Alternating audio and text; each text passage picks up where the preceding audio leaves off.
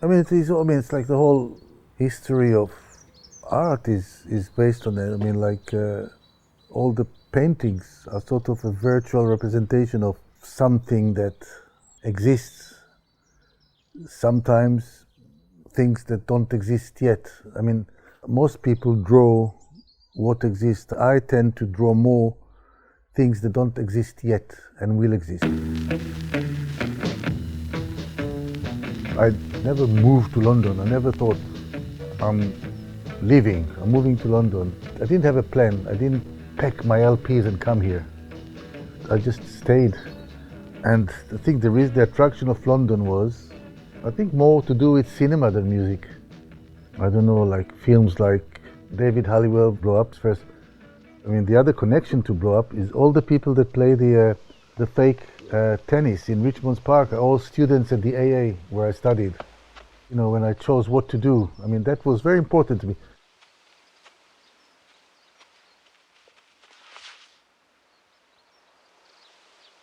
I studied architecture. I mean, I was never intended to work for other architects, but I did for a while. And one lunchtime, it's very difficult to work for other people after lunch. One lunchtime I didn't come back and I just found myself in this scrapyard. And I did this rover chair, the thing that drew me to furniture design. Later I read that Rolf Hellbaum, the owner of Vitra, there was an article about him in some design magazine in Blueprint. The Man Who Loves Chairs, and there's a picture of my rover chair that says, Ron Arad, the most interesting designer to come from. Am I a designer? You know, like. Anyway, so that is another sort of car, ready-made, or based on a ready-made. There were other cars before, but I mean the Fiat 500 that I sort of bonded with. I was in Rome, and I noticed lots of Cinquecenti in the streets of Rome, and I didn't see a single 600. And you have to think, like, why is that? Why? The 600 is also more beautiful than the 500. The design of it is more fluent.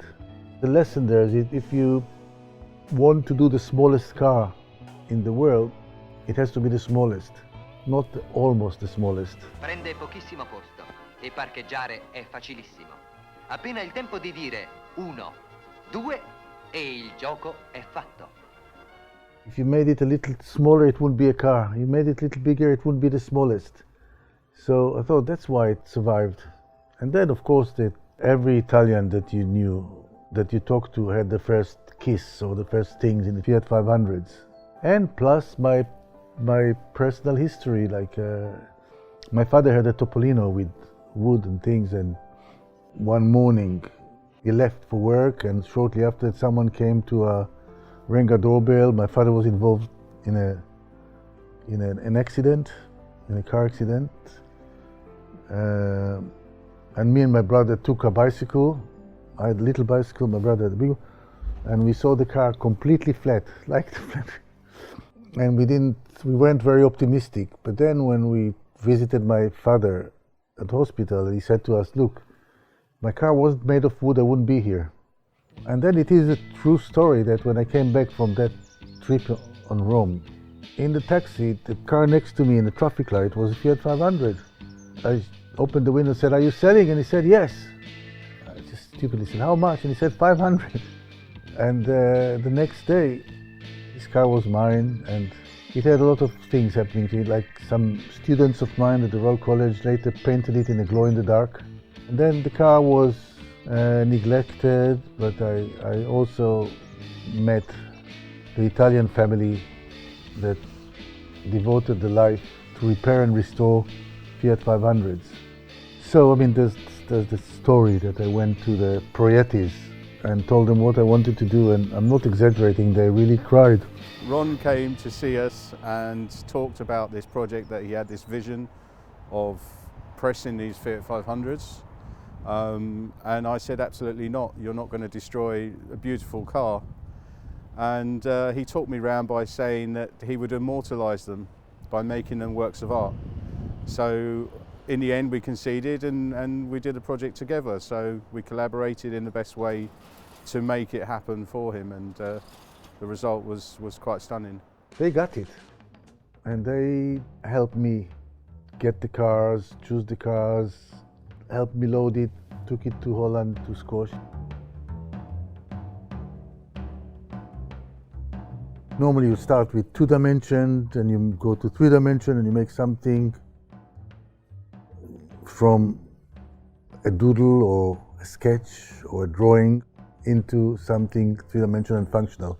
In the exhibition in reverse, I did the opposite. I took a 3-dimensional, fully functional thing, and I rendered it 2-dimensional and non-functional. When I started working on the exhibition, I asked Fiat, because I remember seeing this amazing wooden model. It was drawn by hand, and it was sculpted by hand by amazing artisans. And I asked, do you think you can lend me this, the model of the Fiat 500? That I didn't expect them to say yes, but they said yes. Not only that, they sort of volunteered sending it to the exhibition. That gives you a problem, because it means that the most beautiful piece in your show is by someone else, which is fine, but what can I do? So then I had to make Rodi Giacosa, that is sort of a partner of the Dante Giacosa wooden one. And it took 6 people in Italy, half a year to make. Very good artisans. I mean, we had to use digital things to make the lattice structure for them to work on, but still they had to do one thing after the other, and it is pretty amazing. And in the end, it is owned by the Agnelli family now, which is completing a cycle in a really nice way. Not only that, the tool that we made to make it was so beautiful in parts, so I made a piece. It was called Blame the Tools. For me, it was a really good closing of a cycle, that the cars were actually made in Lingotto in Torino, in that building that has the Pinacoteca Agnelli on the roof. It's almost like the story of the Proietti family coming round from being upset to being proud. Also, I take Fiats and I destroy them, and then they exhibit them in the place where they're made. Amazing. After we did the virtual crushing, for me it was beautiful. It connected more to pop art than the slow outburst, because it wasn't like perfect, sort of more sketchy and more arty. You think of, I don't know, Rosenquist or something like that. But at that time I was sort of greedy. I wanted it to be so real.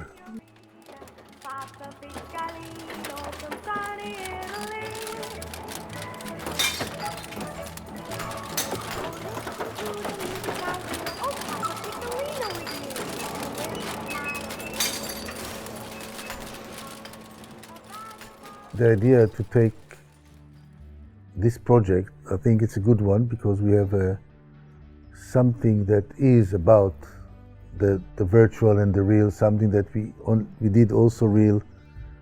And of course, when you produce a film, a video, you have to choose a color, but now when you put it on a different sort of format, the idea to have different colors was a great idea. And then I look at things that I thought I'd know in a sort of a slightly different way. Whatever you do is you satisfy your curiosity, and hopefully other people will be curious about it as well, because otherwise you can't survive.